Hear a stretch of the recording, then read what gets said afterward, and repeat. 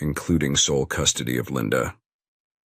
The news unsettled Barbara. John, I can't lose Linda. She is my entire life. I know I'm going to lose the house. I know this is a community property state and Richard is entitled to half of our jointly owned property. I can't even begin to try to buy out his interest in the house. It was last appraised at $4 million. I can't come up with $2 million on a teacher's salary. This house has been in my family for 6 generations. I wanted Linda to be the 7th. John reached over and held Barbara's hand. The first thing that needs to happen is you need to file an answer to the divorce complaint. In this state, you have 20 days from the date of service to file a response. The clock is ticking away on you, Barbara. With your permission, I would suggest you retain the law firm I use. I've already talked to the head of their domestic relation division and explained your situation. She is waiting for your call tomorrow. If you don't feel comfortable with her or the firm, then start calling until you find someone you trust. And get them to file an answer for you. But this, I promise you, you will never lose this house. I will do everything in my power to make sure that you get custody of Linda. Sensing the firm resolve in his voice, Barbara clenched him into a hug as she began to cry. John held her as she wept. He looked up into the worried face of Linda and held his gaze on her until she slipped away, unnoticed by her mother. By next evening, Barbara was in a better frame of mind. She had called Veronica Starr, the attorney that John had recommended, and had been patched immediately through to her. Ms. Lovett, I've been waiting for your call. Let me introduce myself and tell you how I practice law and what I intend to do for you if you retain my services and that of my firm. The attorney spent the next 30 minutes telling her of her qualifications. She explained that she was a partner in the largest, most powerful, and politically connected firm in the state. She gave her a realistic analysis of what she thought would happen in her divorce. She explained that she knew that presently Barbara was physically incapable of coming to her office, but she would be willing to meet Barbara at her house, at her convenience.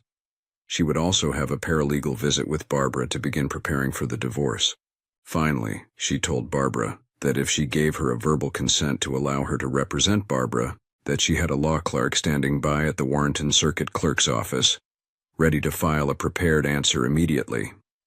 Barbara was impressed at the thoroughness and empathy that Veronica Starr presented to her. I have a question, Ms. Starr. What is this going to cost me? Barbara braced herself for the ungodly amount that her lawyer was going to charge. Instead, the attorney laughed. Mrs. Lovett, payment has already been taken care of. You won't ever owe us a penny. Once again, Barbara thought about how much she owed John. Mrs. Lovett, what have you, decided. Ms. Starr, go ahead and file the answer, and thank you so much for your help. Hold on one second, Mrs. Lovett. Bill, go ahead and file the answer for Mrs. Lovett. Mrs. Lovett, your answer has just been filed. I'm going to give you my secretary's direct line. Call her when you are ready for us to come visit you or when you want to set up an office visit. I have also instructed her to give you my cell phone number. Call me 24/7 if you have any questions or concerns. Barbara felt a great weight lifted off her shoulder as she replayed the conversation with her attorney in her mind. Minutes later, the doorbell rang and soon Linda was coming upstairs. Mama, there is a courier downstairs saying he brought some documents for you to sign. Barbara looked at them and noticed it was the written contract for Ms. Starr to represent her. She was impressed at the speed of how fast and effective her attorney was representing her. She signed them and then settled back and relaxed. That evening, after a spicy bowl of gumbo, Linda excused herself, saying she was going to visit her friend, Beverly. As Linda left to go downstairs, John and Barbara watched her leave. You should feel good for yourself, Barbara. You are raising a quite extraordinary daughter. John complimented her. I think I owe a big thank you to you, John. She has changed so much, and now I know that I will only have a little time left with her before she goes to live her own life. She has started talking about going to medical school now. 6 months ago, the only things on her mind were boys and clothes. Barbara shook her head, still not believing the transformation. You never know how people react in a crisis, Barbara. For some people, when things are at the absolute worst, they are at their absolute best. Barbara was disturbed by the far-off stare on John's face as he made that comment. She quickly decided to change the topic. I went ahead and hired Ms. Starr to represent me. You were correct about her, and I feel secure in her representation. She gave me the bad and the good. She let me know that given Richard's initial salvo, that I should anticipate this to be a long, drawn-out affair. She said it was going to be painful and costly. Which brings me to my next point. I know you said I don't owe you anything, but I can't let you go. Broke taking care of me. For Christ's sake, you don't even work and you drive a 50-year-old truck. I know you promised me that I wouldn't lose my house, and I don't know how you ever got Ms. Starr to say the same thing. But the reality is this is a community property state. Richard and I did not have a prenuptial agreement at the time of my marriage. I inherited the house 5 years ago. He is going to get half the value of this house, and barring a miracle, I'm going to lose this house. It will get sold, and then I will have close to $2 million before taxes. After that, I will repay. You every dime you've spent on us, I will reimburse you for all the costly legal fees that Ms. Starr will be charging. Then I will pay for medical school for Linda. After that, I'll scrap by until I get my teacher's retirement and live out the rest of my life. And you know something? I'm okay with that. Just so long as none of this hurts Linda. John sat still as Barbara finished her fiery diatribe. Well, Barbara, it seems I can't convince you of my promise, so let's just wait and see how this whole thing plays out. He sighed as he got out of the chair to go to the foot of her bed. I need to put some pressure on your wounds to see how you are progressing. I want you to describe the discomfort on a scale of 1 to 10, 10 being the most severe. As he probed each spot, Barbara would correlate it to a numeric value. When he finished, he told her that one more day of bed rest should do it, and then she could make limited trips downstairs. I'm almost afraid to go downstairs, Barbara joked. John teased back, I'm not that bad. He got up to leave and wished her good night. As Barbara prepared to go to sleep, the thought of losing the house once again settled in her head. Perhaps she should just cherish each remaining day she had left living there, she thought as she closed her eyes. Okay, Mom, are you ready? Barbara looked all around the downstairs area, for all the racket that John Dupree had made for Anne. Entire week, it sure didn't look like much had changed.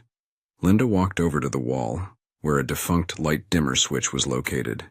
She reached up and turned it on. Suddenly, the room was ablaze with the sparkling light of the crystal chandelier that Barbara had last seen working as a child visiting her grandparents. Seeing the room lit up by the beautiful light started bringing back pleasant memories of a much simpler time. Barbara circumnavigated the room, all the while looking up at the chandelier, holding her hands to cover her mouth.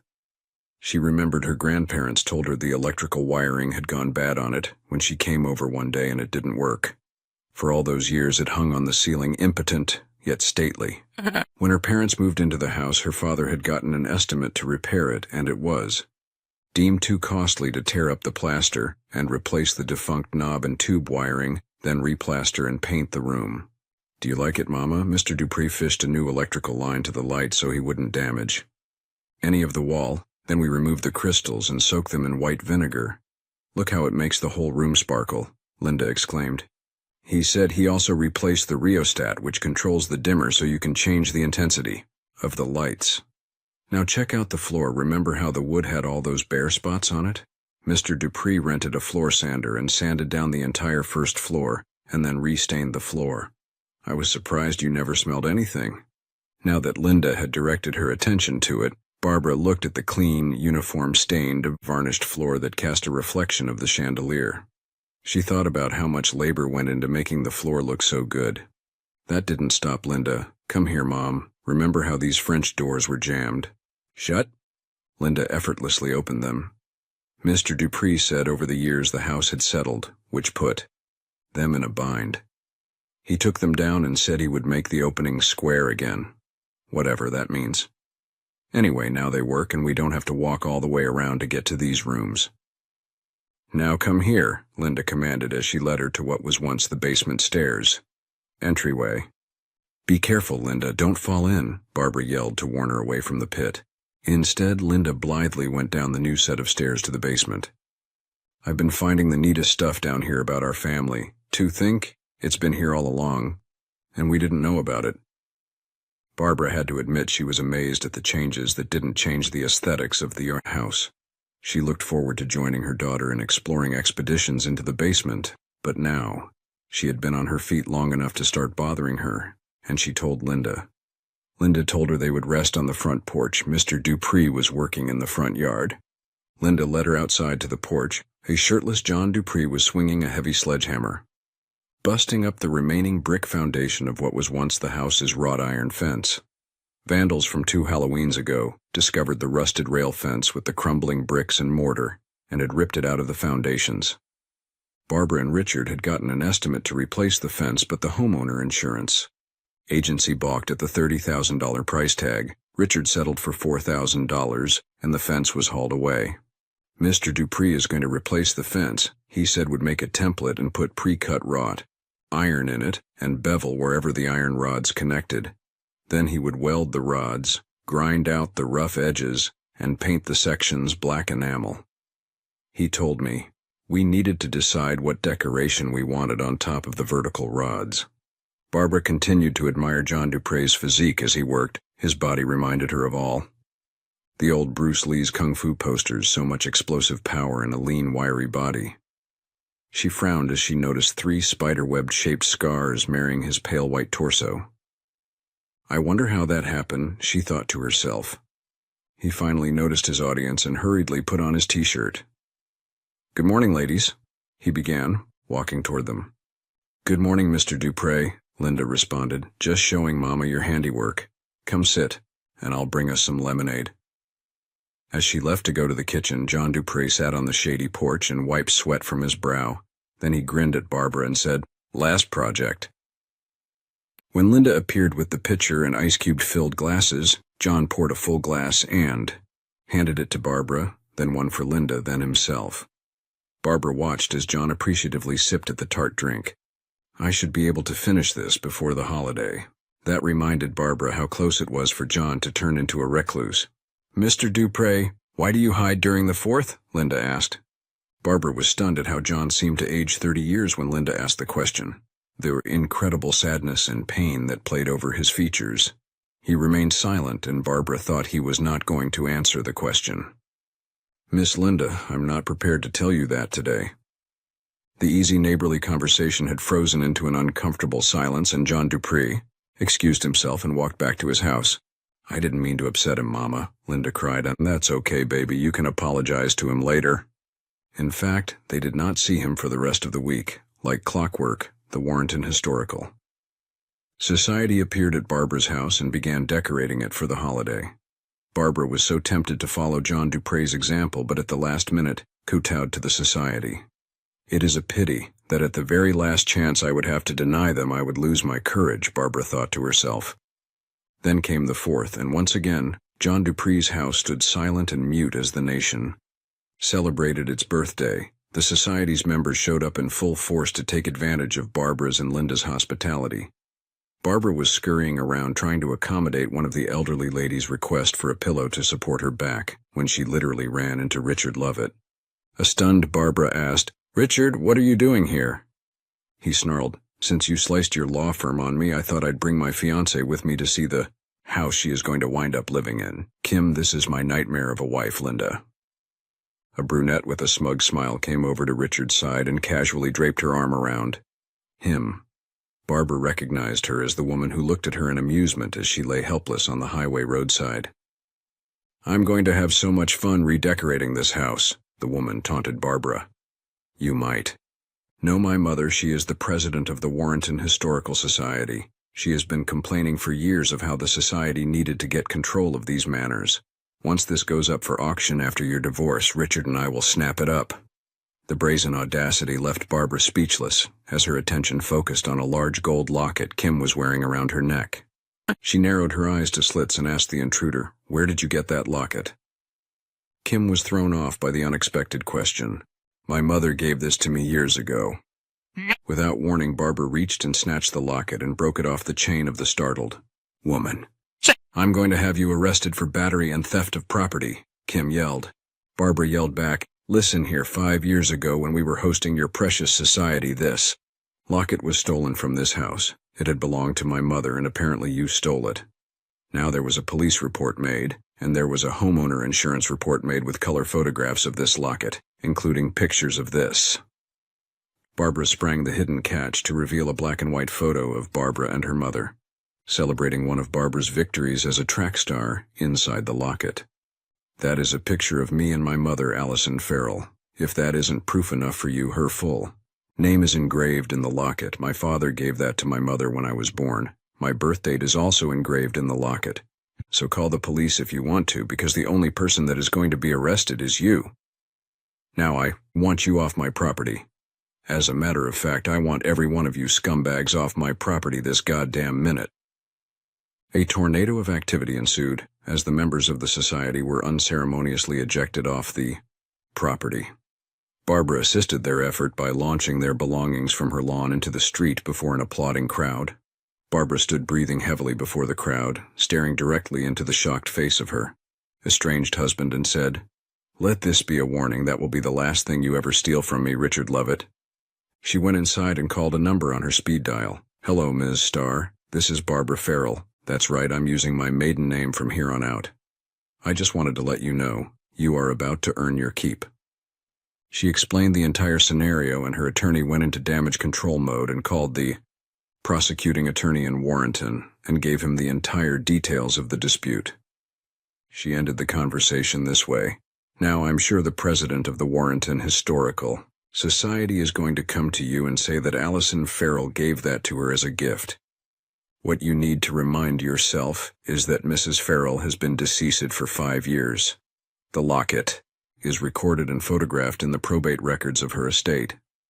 There is a listing and photograph of the locket in the Lovett's homeowner's insurance policy after Mrs. Farrell passed away. Also, the police report has the photograph. So, how did Mrs. Farrell give her the gift after she had passed away?" As it turned out, the prosecuting attorney did in fact have a meeting with the president of the Historical Society and the police chief and the mayor and their wives, and Richard Lovett and his fiancée. All of them were screaming for the head of Barbara Lovett, since the locket had been a gift from Allison Farrell.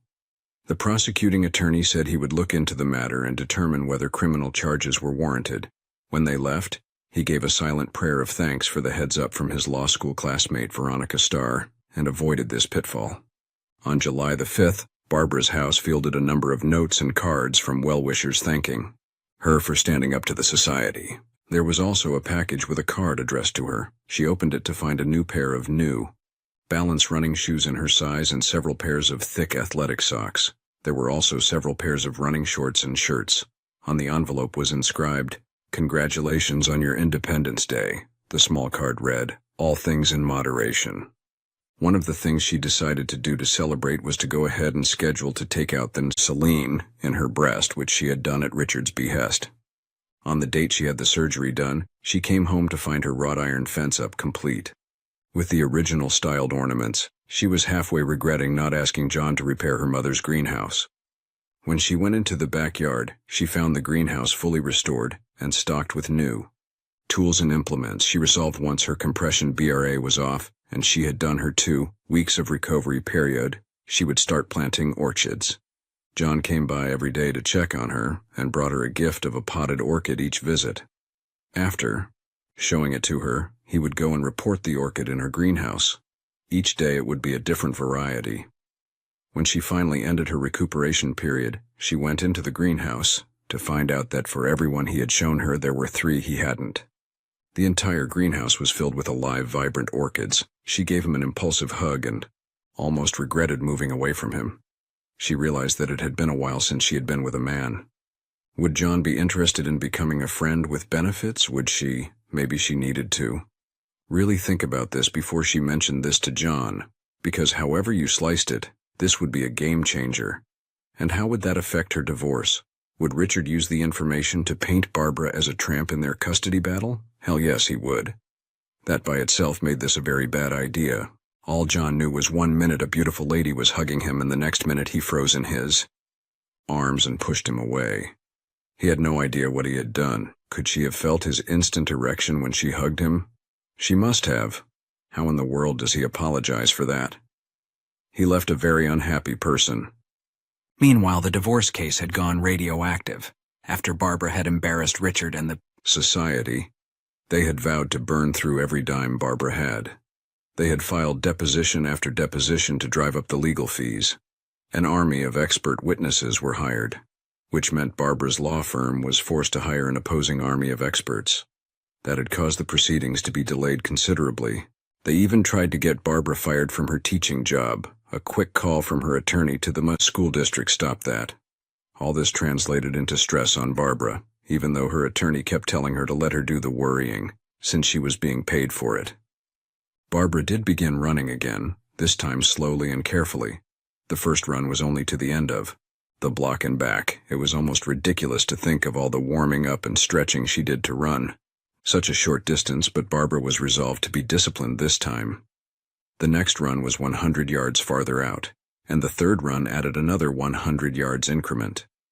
For the rest of the first week, she continued to add a new 100-yard increment daily. The second week, she ran only the distance she had completed by the 7th day, so for the second week, she would acclimate to that distance. On the first day of the third week, she added a 100 yards increment. Each day of the third week, she added increments. In the fourth week, she did acclimation runs. And so it went. Odd weeks were increments, even weeks were acclimations. It wasn't easy on Barbara. It took a while for the soreness to go away, and Linda and John fretted over her to make sure she didn't overdo it. But she stuck with her plan and continued to run. When she weighed herself and saw she lost that first pound, she was floating on air. But she knew as the fat converted to muscle, she would actually gain weight for a while. She would not let herself be discouraged. Every night, Linda and John would bolster her spirit by praising her efforts. She reluctantly asked them if they could focus her meals to lighter fare to cut her calorie intake. They immediately complied, and in a show of solidarity ate the same meal as Barbara. Linda suggested that she and John join her on the runs as well, but John nixed that idea. "I think your mother prefers the solitude aspect of running. Besides, I wouldn't be able to keep up with either of you." So Barbara continued to run alone as the days tracked on, and the heat from the divorce continued to grow hotter, and the running got colder. January, February, March passed, and Barbara continued to run. By now she had reached the city limits as her turnaround point. When April came, the weather warmed up, and Barbara began to shed her cold weather running clothes. She began to notice that on every run, now that she had picked up a distant guardian, as a certain 1965 Chevy truck trailed her to make sure she was okay. She never spoke to John about it. Then May came, and she lengthened the increments. By now, her hair had lost every vestige of the former blonde bleach and was tied in a ponytail on every run. Her stamina had increased, while her measurements had decreased. The running shoes were well broken in and caused no problems. Now her turnaround point was where she had fallen the past June.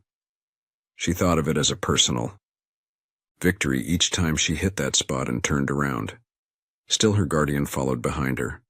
By the last week of May, she would be attired in a thin shirt, concealing her teacup breasts, running shorts that exposed her muscular-toned legs, socks and running shoes. That was how she was dressed when the trouble started.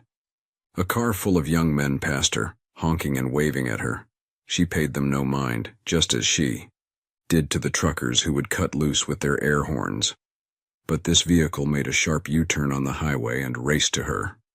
Barbara began to get nervous as the vehicle cut her off from running when it stopped in front of her. "Hey baby, you want a party?" said the driver. "Of course she wants the party," said one of the passengers as he reached to grab her. She avoided his grasp and began to back up. "Oh baby, don't be like that," said another passenger as he caught her arm and forced her close to him. She began to struggle, which only made her captor laugh. Then she saw John Dupree step out of his vehicle and walk quickly to her. When she saw his visage, she shuddered, because she saw nothing that reminded her of the John Dupree she knew. "Hey man, get the hell out of here, nobody invited you." John ignored him as he continued toward Barbara. One of the passengers, much bigger than John, moved to obstruct him. In a flash, John struck him 3 times and the young man crumpled to the ground. That caused the driver and another passenger to gang up on John. In a flurry of moves, John quickly disabled them and continued toward Barbara. The passenger holding Barbara reached into his pocket, and she heard the distinctive sound of a blade snapping open.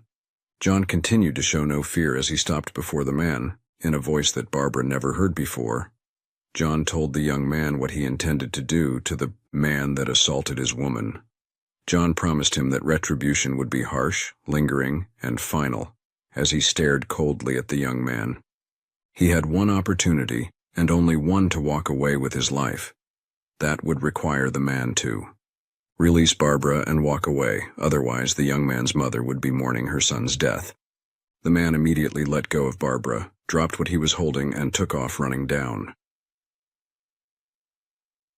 the road.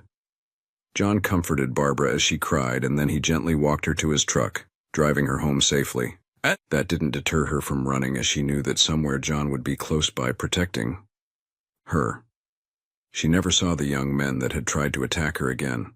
So again, the only distraction was the occasional horn going off as vehicles passed by. On one late afternoon run, she had hit a deserted area of highway surrounded by open fields. She suddenly stopped as she saw a majestic elk step out of the forest and wandered to a nearby pond for water. As she watched, she was aware of John pulling up to see what was wrong. He walked up to her and stood behind her as they both silently watched the animal drink. Then a herd of female elks came out of the woods, and the male elk, having sated one need, went to state a more primal need. They continued to watch the large antlered elk powerfully mount each doe of his herd, as he sought to pass along his heritage into his offsprings. Then slowly, the herd wandered back into the forest, leaving Barbara and John in the electrical air of romantic tension. Barbara knew if they remained there, that she would jump on John right there on the highway. So, reluctantly, with her brain screaming no, she moved away from him and continued on her run.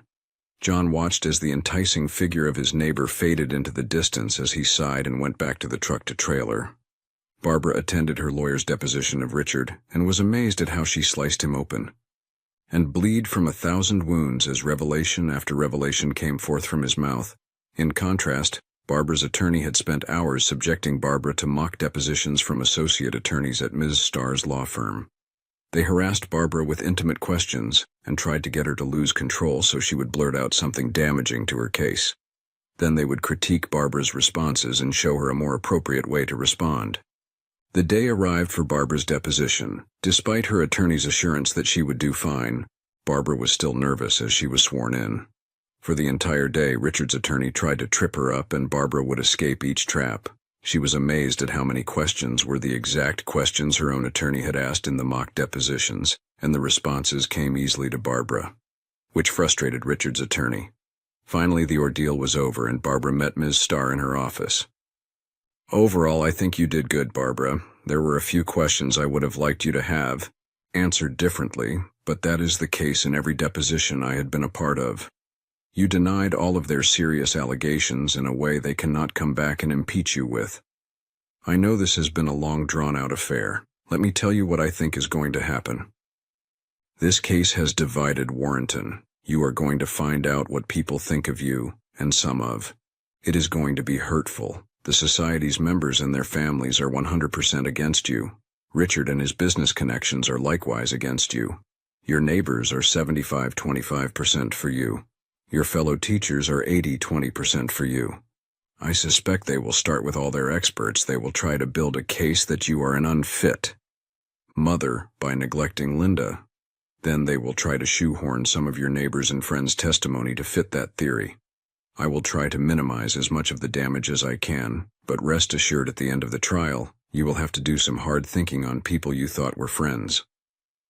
The court date was set for July the 3rd. On July the 2nd, a nervous Barbara began her last run before the trial. After completing her warm-up ritual, she began her run on the cloudy, storm-threatening day. She followed her usual pace as she went from her block, through her neighborhood, through the downtown area, past the city limits, onto the jogger lane by the highway. The distance passed with only the sounds of her feet striking the pavement and her regulated, effortless breathing. She started thinking about what a difference a year made. She was on the cusp of losing her husband, her home, and more importantly, perhaps her daughter. The very thought fueled Barbara's rage, and she increased her pace.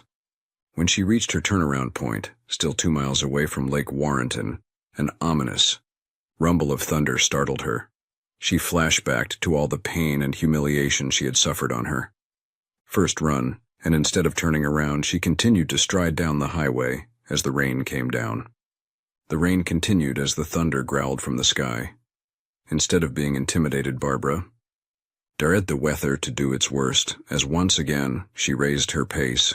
She thought of the pain that Richard had caused her and Linda.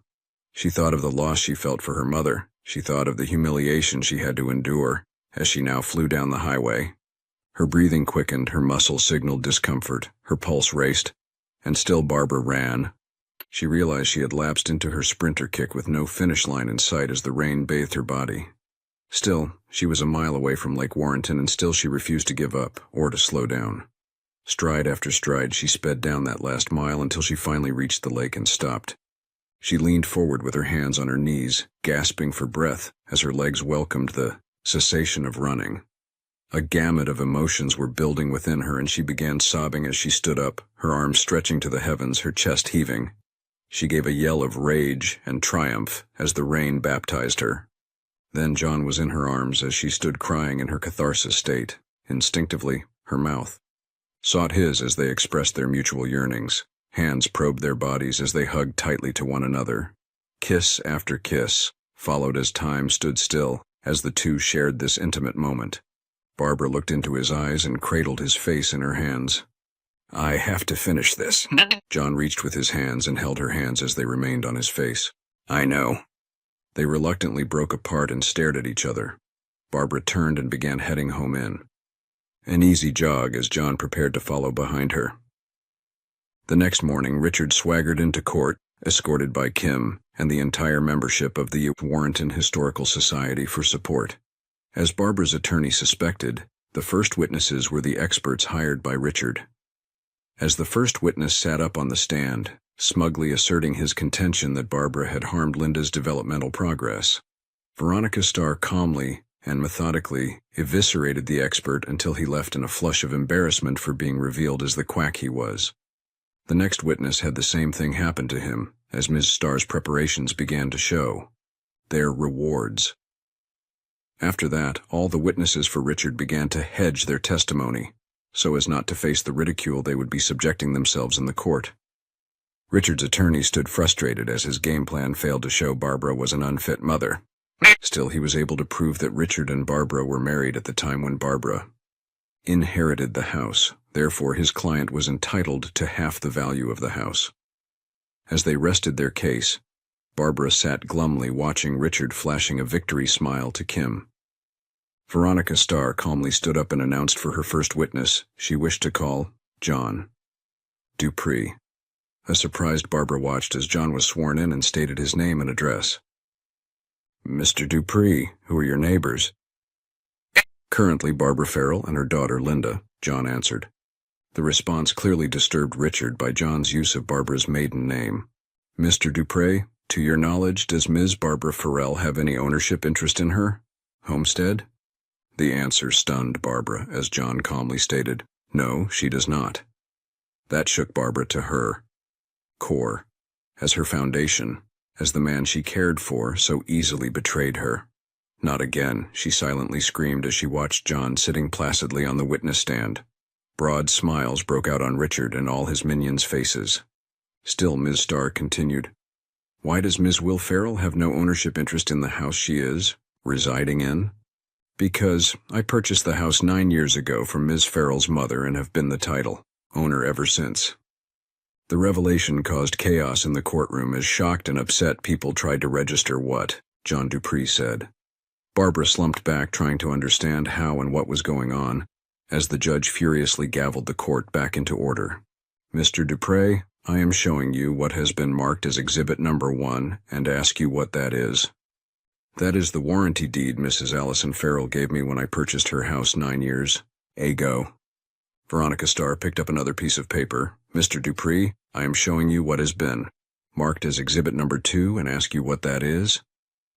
"That is my canceled check for the purchase of Mrs. Allison Farrell's house from 9 years ago in the amount of $4 million.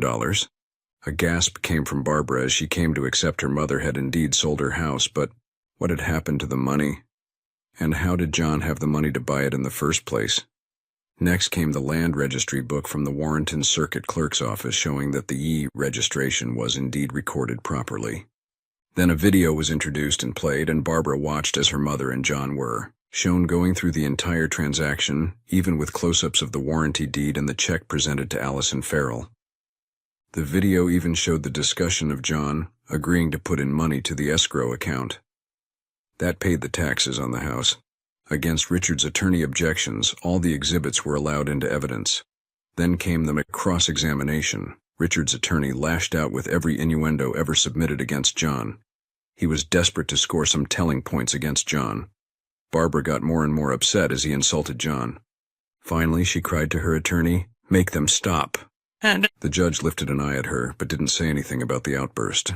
Richard's attorney, smiling at the pain he was finally causing, Barbara then asked, "Mr. Dupre, you expect us to believe this contrived story of you buying Mrs. Allison Farrell's house? You, an unemployed bum, a man that doesn't even believe in this country, wants the protection from its courts. You, a man that is so despicable that you won't even celebrate the 4th of July, expects the court to believe your web of lies?" John studied the attorney before he spoke. "I was born into a quite wealthy family. In fact, I could buy everybody in this room 5 times over and never miss the money. Growing up, I was quite arrogant about expecting my life of privilege. I was an insufferable idiot, quite like you, sir, until I met Morgan at college. I saw her at a party and knew I would soon be in her pants as soon as she found out about me. Instead, she was repulsed by my behavior, and it upset my ego that I couldn't charm her. I decided that I would get her to submit to me before I went off to find some other conquest. But nothing I ever did worked to change her mind. When she refused another one of my endless requests for a date, I finally asked her what she was looking for. When she answered, it was basically everything I wasn't. It was my wake-up call, and I began to try to change into the person she wanted me to be. When I finally convinced her of my sincerity, we went out on our first date. When I got my goodnight kiss from her, I knew she was the one." John smiled at the memory. "I didn't try to rush things. We went at her pace. My family marveled at the changes in me as I tried to make up for all my mistakes in the past. We discussed our future, and Morgan said she was going to med school. That, of course, made up my mind. We both got in and completed med school. We were both scheduled to start at Johns Hopkins when 9/11 happened. I did a lot of soul-searching, and I found myself signing up for the Marines. When Morgan found out, I thought it would mean our breakup. She was that upset. I told her that because of her I had changed, and that if she had any respect for me as a man, that she would accept it. She cried and said that she would accept it as long as I promised to come back to her. So I found myself in basic training, wondering what in the hell had I got myself into as my drill. Instructor screamed at me. We were on a conditioning run with full knapsacks at Camp Lejeune when I broke down. My DI came over to me, and I fully expected to hear nothing but screaming from him. He squatted down and quietly said, "Doc, when you're at the end of your rope, all you gotta do is take one more step." Somehow I got up and kept taking all those one more steps and made it. We were deployed to a conflict zone and had been there for 3 months when the ambush happened. I don't recall when I blacked out, but when I awoke, I had been treated and stabilized. We made it through. When I got home, I was being treated at Bethesda, and Morgan came into my room crying, "You made it back." All I could do was to hold her and tell her how much I loved her. I had a hard time readjusting. Between physical therapy, a growing dependence on painkillers, and suffering from post-traumatic stress disorder, I reverted back to a lot of bad habits. Morgan finally gave me a reality check and told me that I had to change. The thought of losing my angel was enough to get me focused again. It wasn't easy, and I had a lot of setbacks, but I finally had a grasp on things and was looking forward to starting a family with Morgan. She was getting a yearly checkup when her doctor noticed some readings that disturbed him. They ran further tests and found she had pancreatic cancer. Before we could even begin to treat it with chemo, she was on her deathbed. I was begging her to stay with me when she looked at me and smiled and said, "You have to let me go." The tears that had been coursing down John Dupre's cheeks began soaking his shirt. Holding himself together for a few more moments, he said, "Do you want to know what day she died? It was the 4th of July. With that, he began sobbing before the silent courtroom. Barbara cried along with him, watching, his body shaking in the memory of his loss. After a minute, the judge suggested a short recess. When they returned, John was excused from the witness stand and walked out of the courtroom. Barbara's heart went with him. Ms. Starr called a bank official to testify that 9 years ago, Allison Farrell had deposited $4 million into her account and had withdrawn it 6 months later. The records of the transaction were submitted into evidence. Then, An agent from the IRS testified that 9 years ago, Allison Farrell had filed her tax form, reporting income of $4 million from the sale of her home. The copy of the tax form was introduced into evidence. Try as he could, Richard's attorney could only flounder the rest of the hearing. At the end of the hearing, the judge granted the divorce and ordered Richard to reimburse Barbara for 50% of the values of the accounts he had initially seized. He ruled, given the testimony, that there was no marital home to consider, as it was clearly the property of John Dupree. Then he ruled that sole custody of Linda would be awarded to Barbara with liberal visitation rights. To Richard, child support payments would be required of Richard, but no alimony would be required. Then he ordered the hearing closed, and Barbara and Linda both hugged Veronica Starr and thanked her for the stellar job she did. Veronica told Barbara that it was her pleasure to represent her, but now she was going home to celebrate the holiday with her family. Linda also announced she was leaving to go to Beverly to finalize plans for tomorrow. Barbara walked out of the courthouse and began walking toward her house. As she walked, she noticed only a third of the houses around the courthouse square were decorated with the society's decorations. After her public revolt last year, the large majority of the homeowners opted to deny the society. While they would privately decorate their houses to celebrate, gone were the days where they would be ordered to comply. Nor would the society's members receive special privileges at their houses. Let them stand in line at the Porta-Johns like everybody else. When she got to her house, she looked at John's house and saw no activity. She went inside to her house and undressed from the business suit she wore to court, and changed into some comfortable panties and put on a simple sundress and sandals. As she was changing, the notes from a guitar floated up to her and a smile came to her face. When she went outside, John was in a rocker on his front porch casually picking notes to thread together. The scent of ozone was heavy in the air, promising rain later on. Barbara walked over to John's front porch and sat in his swing watching John play. She leaned forward and took the ice-cold long-neck bottle and took a swig from John's drink. "I'm sorry if I embarrassed you today," he quietly said. "No, John, never apologize for loving someone," Barbara replied. She continued to watch and appreciate his playing as the neighbors once again came out to listen to his music. "Do you want to hear how it came out?" Barbara asked. A fleeting smile came out on John's face. "I already got word from Linda. I should never have allowed her to get a cell phone after Richard cut off our service," she joked. "You know, you lied to me." The implication caused John to stop playing and turn to look at Barbara. "How?" he inquired. "You promised me I would not lose my house. Turns out I already did, and didn't even know it." A sly grin came to his face. "Barbara, did you really think I was going to keep your house?" "Once. The divorce is final. I will deed the house back to you and you will find the sum of $4 million in your bank account. But last time I checked, the amount was closer to $5 million. How did you and Mom get away with this?" "Once I moved here, I became good friends with your mom. She helped me find ways to channel my grief over Morgan. She was forever talking about you. She was so proud of you, but she was worried about you marrying Richard. She complained how it was too late to get the two of you to sign a prenuptial agreement. When she died, you would be at his mercy." John stopped, took a sip, and then continued. "One day she came in and asked for a favor. She asked if I would buy her house. I was upset that I was losing her as a neighbor, and I told her so. She told me what she had planned was to make sure Richard never got his hands on her house or her estate. We would enter into a transaction where I would, in fact, buy the house and pay her $4 million. As the circuit clerk, she was responsible for keeping all the records up to date. She would skip a line in the land registry book and skip on the sequence of numbers of each title being recorded. After a couple of weeks, she would go back and retroactively record the warranty deed and file it buried under all the other transactions. She did the same thing in the computer records. That is why no one ever noticed, even as you probated her estate. For all purposes, she still owned her home. As for the $4 million, she withdrew it in cash, so there would be no paper trail, and gave it to me to invest for her. That way Richard would never find any money linking me and her."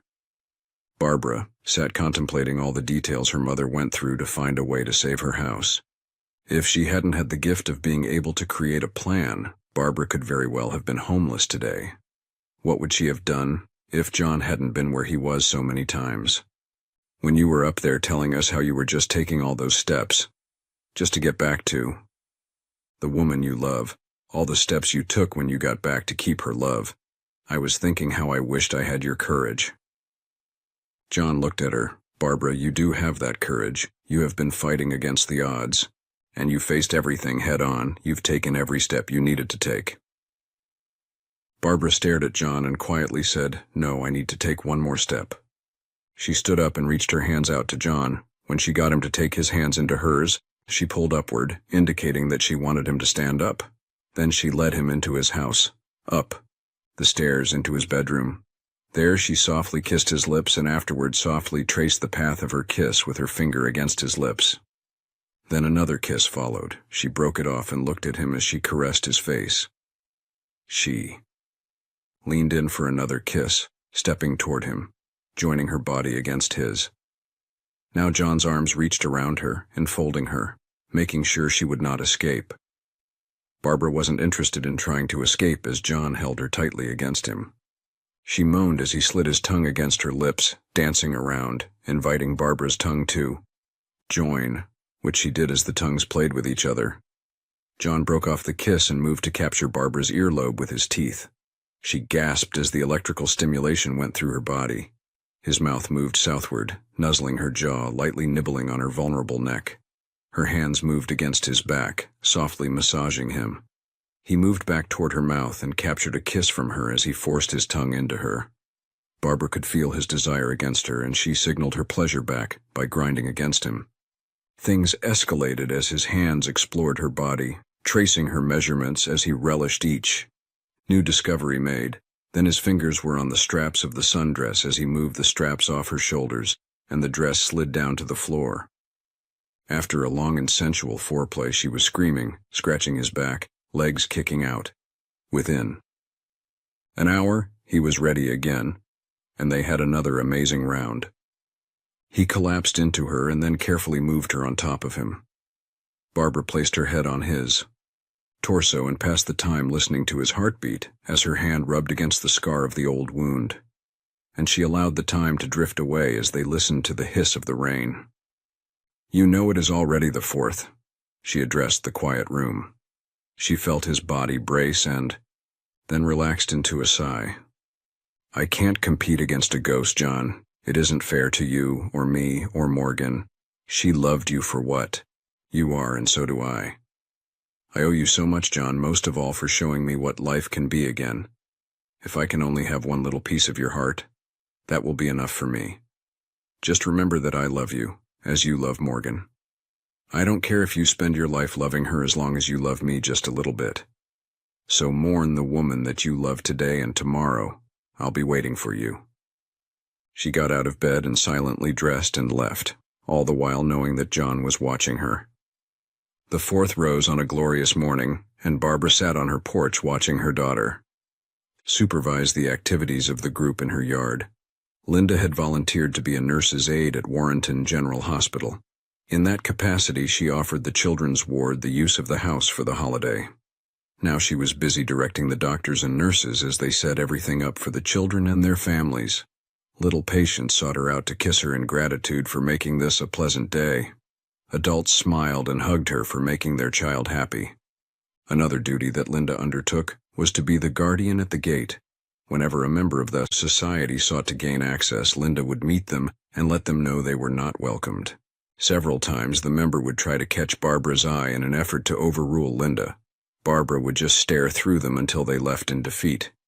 As expected, there was no sign of John Dupree as the day wore on.